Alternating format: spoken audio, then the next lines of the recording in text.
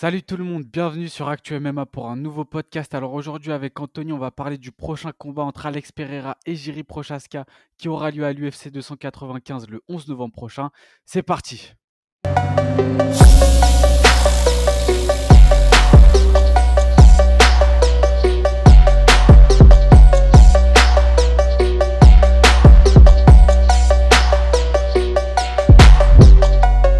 Bon, tout d'abord, on tient à remercier notre partenaire BetClick qui nous accompagne sur ce podcast. Donc les gars, si jamais vous voulez parier, ça se passe en barre de description et on rappelle comme d'habitude que les paris sportifs sont interdits aux mineurs.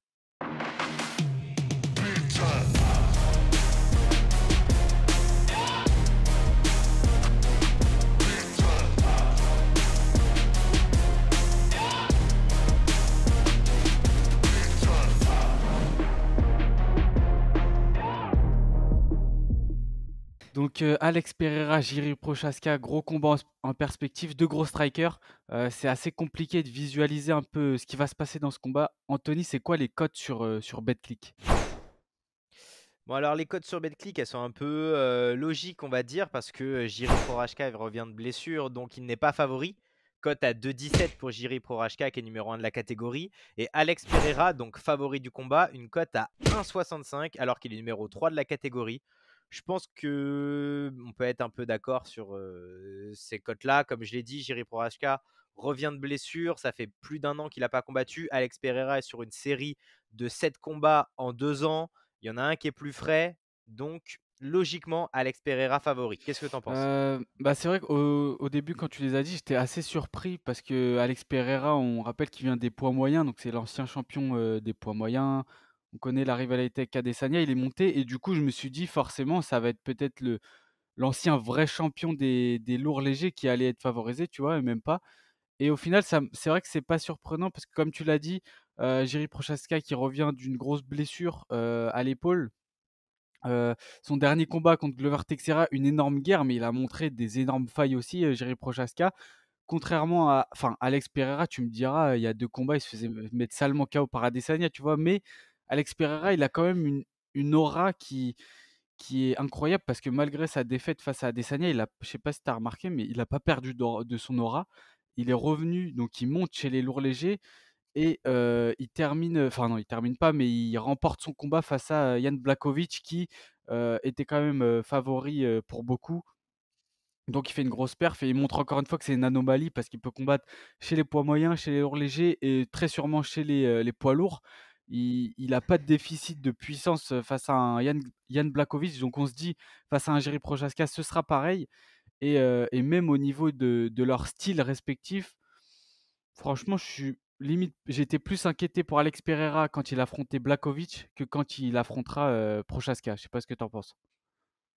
Ah ouais, non, non, non, mais complètement. Déjà, on peut dire que ce combat-là, c'est un peu, je suis désolé du terme, mais un peu bête de foire. C'est le Brésilien qui fait peur, qui parle pas, qui est juste là pour terminer des mecs. Et le combattant mi-samouraï, mi-viking, un peu, tu sais, ces deux Mmh. personnages qui s'affrontent dans un même combat. Tu as l'impression que c'était deux comètes qui devaient absolument se rencontrer au bout d'un moment quand bien même ils font ce combat-là. Et pour analyser un peu le combat, c'est vrai que sur le papier, dit comme ça, tu peux dire que ouais, Alex Pereira, il est favori. Pourquoi? Parce que striking d'élite, parce que double champion du Glory, debout, c'est juste, je pense, le meilleur de la catégorie. En poids moyen, il y avait peut-être Adesanya devant lui, mais là, en lourd léger, difficile de trouver meilleur striker que Alex Pereira. Jiri Prochazka, une machine à KO, mais un style complètement si peu orthodoxe. En fait, on comprend même pas. C'est même pas Strickland où on comprend pas trop, mais on voit quand même qu'il a un peu de style en striking. Jiri Prochazka, c'est un mec, il te met un front kick contre Dominique Reyes, front kick et coup de coude retourné. En fait, il en a l'impression quand tu sais, t'es un peu sur la manette et Ouais, t'appuies un peu sur tous les boutons. Et si ça fonctionne, bah tant mieux. Et en fait, on peut se dire que c'est un mec qui combat un peu n'importe comment contre un mec qui sait frapper, sait toucher.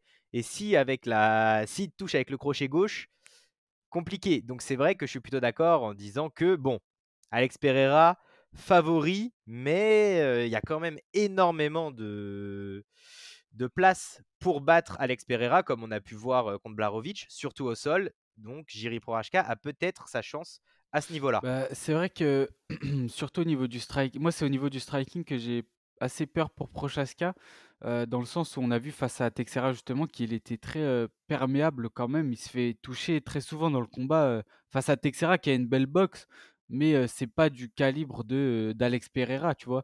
Et Alex Pereira, s'il te touche nettement, c'est terminé, hein. Genre il y a plus de «Vas-y, je me relève, on fait une guerre» ou je sais pas quoi, il va te coucher et puis c'est le combat il sera fini, tu vois? Donc j'ai un peu peur pour ça. Je me dis que si Texeira l'a touché aussi nettement parce qu'il se prend des grosses frappes à plusieurs reprises, ça fait assez peur. Maintenant, le truc c'est que ce combat, il a aussi beaucoup d'inconnus parce qu'on sait que Jiří Prochazka, après son combat face à Texeira, même s'il le remporte et qu'il est champion, il voulait absolument sa revanche pour prouver vraiment qu'il y avait aucun débat et faire une performance. Parce que lui, ce qu'il vise, c'est ce qu'il dit souvent, c'est vraiment une performance, tu vois? Il veut rouler sur ses adversaires et cetera et c'est un mec, il est carré de fou, il est discipliné, au point même où il fait, 3 jours et 3 nuits dans une pièce, sans lumière, sans manger, juste pour se recentrer sur lui-même, si vous voulez. Donc le mec, c'est un homme des cavernes, il est prêt à tout pour vraiment être, bah, c'est son surnom aussi, le samouraï tchèque, tu vois? Lui, c'est vraiment un samouraï, dans sa mentalité et c'est ce que tu dis, c'est là que c'est hyper intéressant parce que ce combat-là, il est, et pourtant j'ai l'impression que l'UFC n'a pas tellement capitalisé là-dessus, mais tu vois, genre, c'est le samouraï tchèque face au brésilien un peu, sty je sais plus exactement c'est quoi son délire à Alex Pereira, mais incroyable, tu vois? Avec les arcs et cetera. Aide-moi Anthony, je sais plus ce que c'est.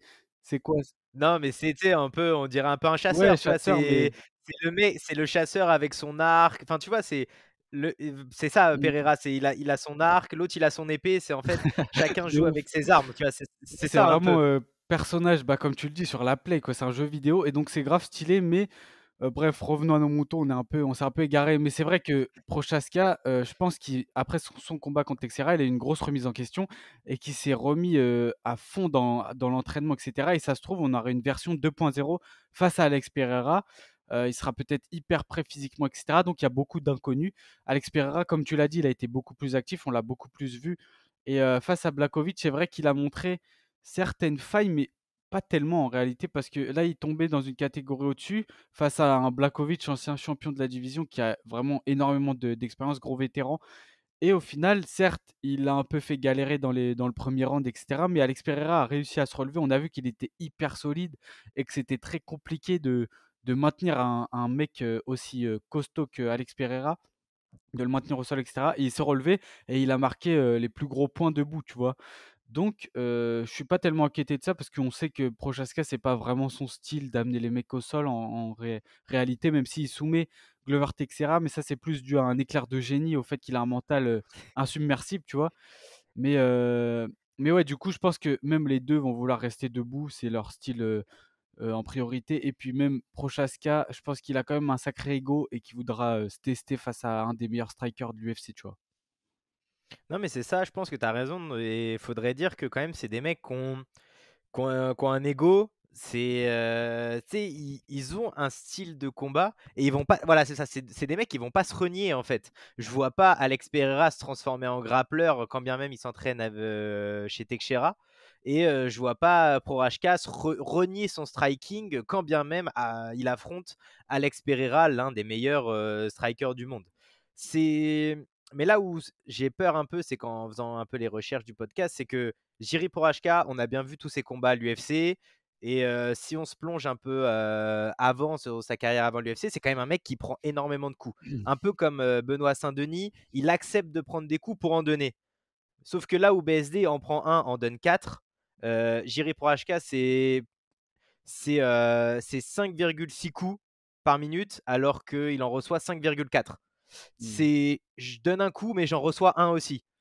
Et Alex Pereira, il donne 5 coups par minute. Au bout d'un moment, tu vois, tu fais un combat de 5 rounds. Si Alex Pereira commence à te toucher 5 fois toutes les minutes, heu, bah, tu vas tomber en fait. C'est simple. Mmh. Et là où il y a peut-être une petite faille dans le jeu de Jiri Prochazka, il a fait que 3 combats à l'UFC, donc vraiment on peut se poser que sur ces stats-là. Il a donné que seulement 3 coups aux jambes. En fait, il a donné que 3 kicks, enfin, il Ah a ouais? 3 kicks sur les jambes. Alors que Alex Pereira, bah, kickboxer, c'est à la tête, c'est au corps, c'est aux jambes.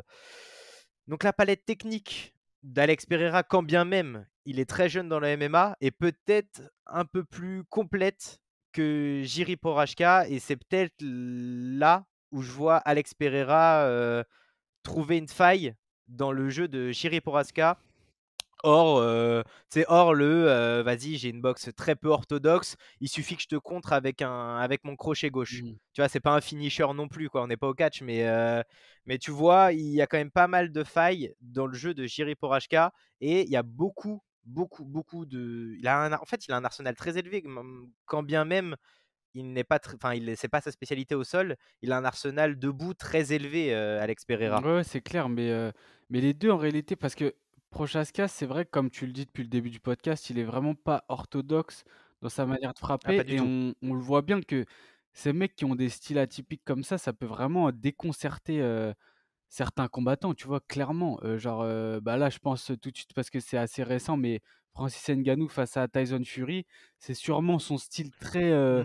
très bizarre où il envoie un peu dans tous les angles et puis c'est pas un boxeur de métier, tu vois? Donc Tyson Fury, il a peut-être jamais trouvé la solution à cause de justement ce style bizarre et peut-être qu'Alex Pereira qui est quand même, comme tu le dis, un peu plus, classique quand même dans son approche, c'est vraiment un kickboxer donc il envoie ses directs, ses jabs, ses kicks et cetera, plus classique alors que Prochaska, comme tu le dis, il peut avoir des mouvements, tu vois, à la Michel Pereira où il te fait un coup de retourné comme contre Reyes ou autre, même contre Glover Teixeira, il faisait des folies, tu vois? Donc ça peut peut-être déconcerter Pereira et Pereira peut peut-être se faire surprendre et en plus de ça, au niveau du gabarit, je pense qu'aucun n'aura vraiment Hem, l'avantage sur l'autre, tu vois? Je pense pas qu'Alex Pereira aura un énorme avantage comme il a pu l'avoir chez les poids moyens, face à Adesanya ou d'autres combattants.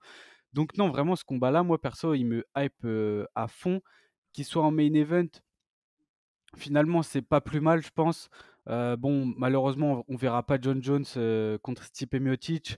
On verra pas, le dernier combat de 2 légendes de l'UFC, mais au niveau du spectacle, je pense qu'on y gagne, clairement au change avec, Prochaska et Pereira, hein.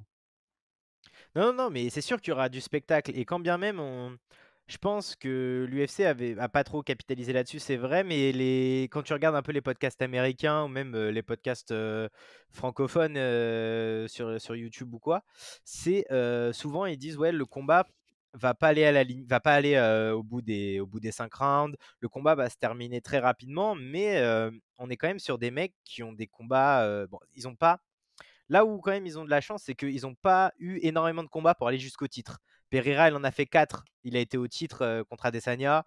Poraschka, il en a fait 3, il a été au titre. Mmh. Donc bon, mais quand même, c'est des combats qui ont été assez longs quand même. On a Pereira qui a une moyenne de 11 minutes dans un combat et Poraschka qui a 13 minutes de moyenne Mmh. dans ses combats. OK. Donc on aura quand même allez, on aura peut-être quelques rounds de violence quand même avant qu'un de ces 2 mecs, Mmh. finisse KO parce que quand bien même, je pense il y a très peu de personnes qui pensent que ce combat-là ira à la décision. Ouais. Jiri Prochazka, bon, quand bien même il a été mis KO par Reyes avec un coup de pied, même si l'arbitre avait pas trop vu ça, Pereira, il s'est fait refroidir par Adesanya.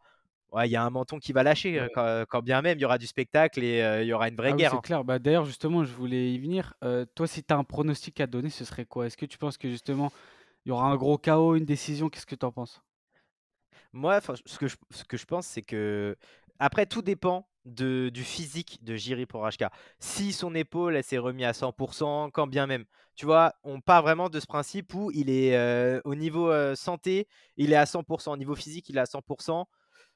Je vois bien quand même un Jiri Prochazka l'emporter sur Alex Pereira, un KO 3e round. J'ai pas l'impression qu'Alex Pereira ait un si gros menton que ça. OK. Je vois bien Jiri Prochazka tenir les coups et sortir un petit coup de coude, du chapeau, Ah ouais, un ouais, un petit vas-y, une surprise, un Jiri ouais. Prochazka qui sort un nouveau highlight, un KO de la soirée. En tout cas, ça va être fight of the night Mmh. et peut-être potentiellement KO de Ouais, la ouais, soirée. ouais, non, mais en vrai, c'est totalement possible.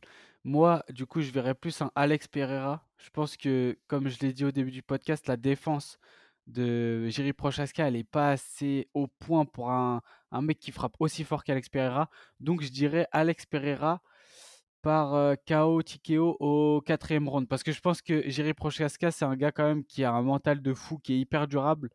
Mais je sais pas, je me dis qu'Alex Pereira, on l'a vu au 5e round contre Adesanya envoyer des bombes. Donc le gars, même s'il est cuit, il est toujours hyper dangereux. Donc ça va peut-être payer avec la fatigue, le manque d'attention, peut-être au fil du combat. Jiri Prochazka qui se fait cueillir sur un gros crochet gauche. Donc voilà, KO 4e round. Ouais, non, non, mais en fait, c'est un combat quand même où tout est possible en ce qui concerne le KO debout, hein. C'est vrai que on imagine mal Pereira faire une Kimura ou un truc comme ça, mais en tout cas, ça va être deux. J'ai pas cette expression, mais bon, deux bêtes de foire, deux Golgoth, deux mecs qui vont se rentrer dedans, qui ont qu'une seule envie, c'est prendre la ceinture. Et je pense qu'il faudrait quand même souligner que si Alex Pereira devient une deuxième fois champion de l'UFC, faudrait le mettre dans quand même l'un des plus grands combattants de l'histoire. Double champion Glory, 2 fois champion à l'UFC, 2 catégories différentes. On est quand même sur un des plus beaux palmarès de l'histoire des sports de Ouais, combat. non, c'est clair, mais là, il joue, énormément pour sa legacy et tout ça, dans ce combat. C'est clair qu'Alex Pereira, là, faudra vraiment le mettre très haut parce que, comme tu l'as dit, les accomplissements qu'il est en train de faire, c'est quand même fou, même si il y a eu quelques passes droits, on va dire, mais non, dans tous les cas, c'est vraiment ouf, ce qu'il est en train de faire, à chaque fois, en vrai. Voilà, bah, je pense qu'on a fait le tour sur le sujet. Ah non, non, il y a plus rien à dire sur ce combat. Maintenant, il y a plus qu'à laisser les athlètes se rentrer dedans. Exactement. Bah, rendez-vous le 11 novembre, les gars. Vous dites-nous ce que vous pensez de ce combat. Quels sont vos pronostics pour Jiri Prochazka vs Alex Pereira? N'hésitez pas à liker, commenter, partager et activer la cloche comme d'habitude. C'était Anthony et Lorenzo d'Actu MMA. Nous, on se dit à bientôt pour une prochaine vidéo. Ciao!